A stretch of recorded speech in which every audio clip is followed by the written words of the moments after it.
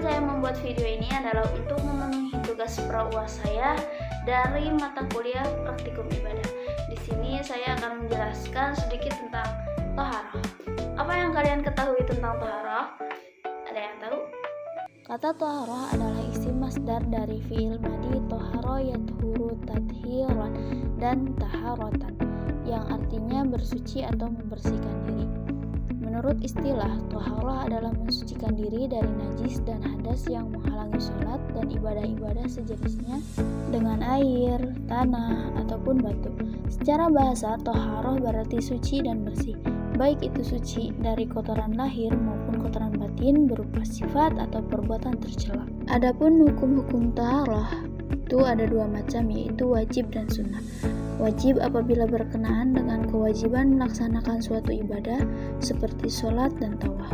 Adapun yang sunnah adalah yang berkenaan dengan hal-hal yang mendukung dalam suatu ibadah, misalnya seperti seorang terlebih dahulu melakukan thaharah sebelum membaca Al-Quran, ataupun seorang melakukan mandi ketika akan melaksanakan sholat, dan contoh-contoh lainnya.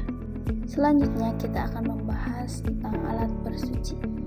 Alat bersuci terdiri dari air, debu, batu, dan benda padat lainnya.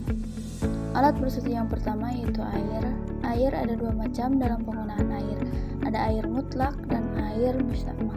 Air mutlak yaitu air yang suci dan mensucikan seperti air mata, air sungai, air zam-zam, air hujan, air salju, air embun, dan air laut.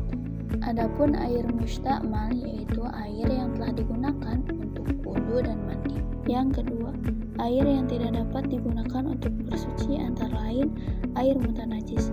Air mutanajis yaitu air yang sudah terkena najis, kecuali dalam jumlah yang besar minimal 2 kula dan tidak berubah sifat kemutlakannya, yakni berubah bau, warna, dan rasanya, maka tetap suci.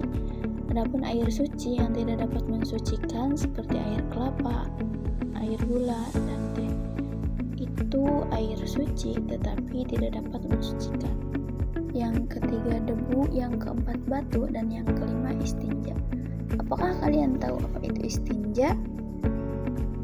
Istinja ialah apabila tidak didapatkan air, maka boleh menggunakan batu ataupun bahan-bahan yang dapat menyerap kotoran yang keluar dari dua lubang.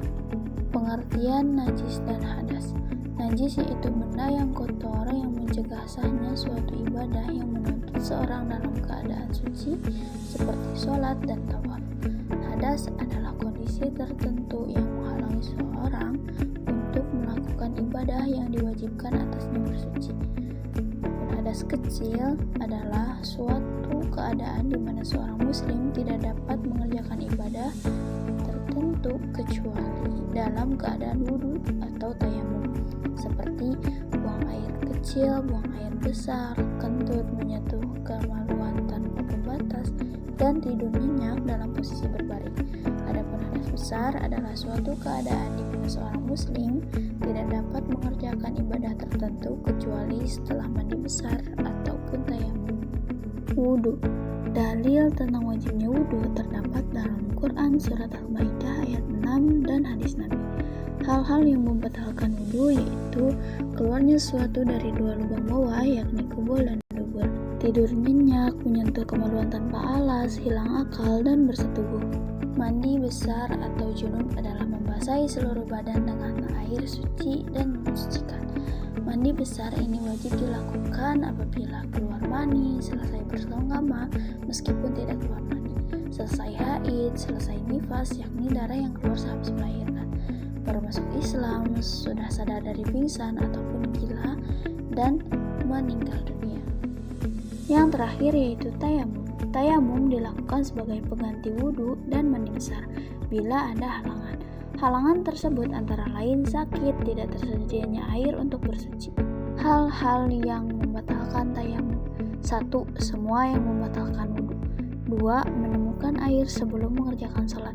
3. Habis masa berlakunya. 4. Hal-hal yang dilarang dilakukan bagi orang yang berhadas. 5. Makna sosial dari thaharah. Sekian penjelasan yang dapat saya sampaikan. Wassalamualaikum warahmatullahi wabarakatuh.